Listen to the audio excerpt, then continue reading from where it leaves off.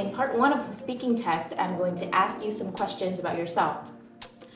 Let's talk about museums. So, are there many museums in your hometown?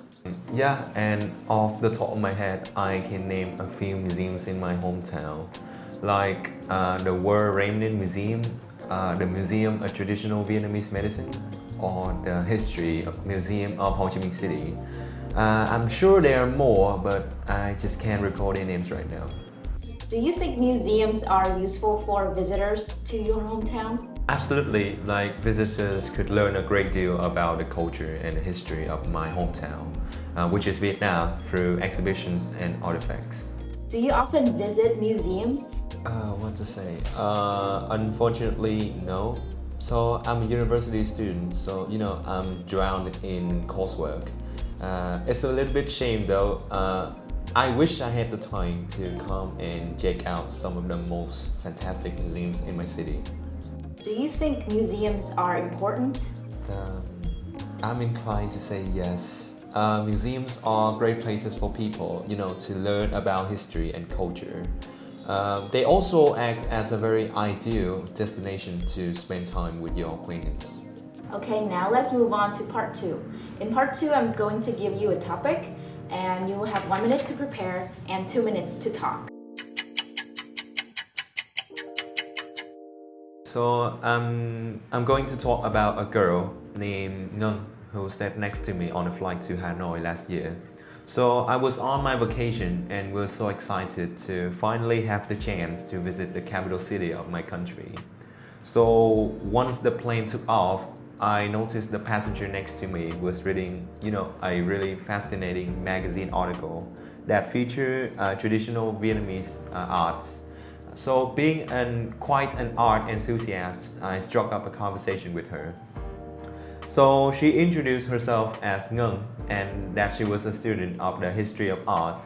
And the trip to Hanoi was part of her final dissertation. She was en route to Hanoi to visit museums and traditional craft villages in the northern part of my country. So my very first impression about her was that she had a very beautiful face with curly hair.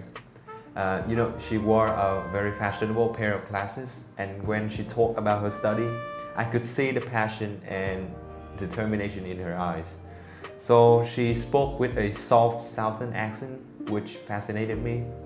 I wonder why she chose to travel over 1,000 kilometers just to write her dissertation.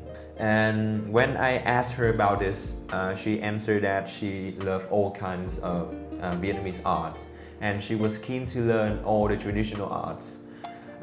Therefore, she wanted to start her journey to the north and later she would travel southward.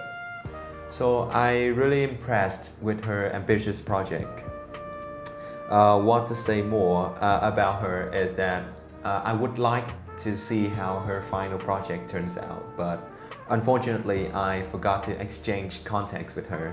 So I wish her all the best, and maybe one day she'll be a very well-known art critic or museum curator. Okay, very good. So let's move on to part 3. In part 3, I'm going to ask you some questions related to the previous topic. So, how do people make friends in your country? It depends. There are many ways depending on your age group. So in my country, for the Vietnamese specifically, children can be friends with each other by going to school. I think that's the same everywhere.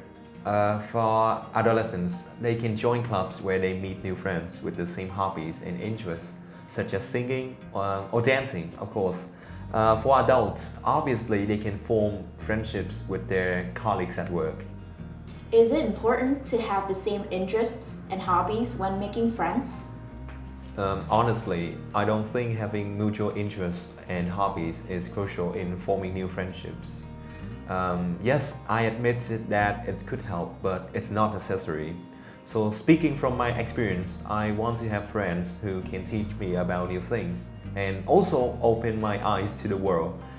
In return, I also want to share with them what I know and hopefully teach them something interesting in the process. What qualities make true friends? That's a hard question. For me, a true friend is someone who is trustworthy. So they have to be a good secret keeper because I tend to confide a lot to people who I consider my friends. Another characteristic I wish my true friend to have is compassion. You know, if you're friends with someone for a long time, arguments and misunderstandings are bound to happen. So a good friend should be able to forgive mistakes and not hold grudges.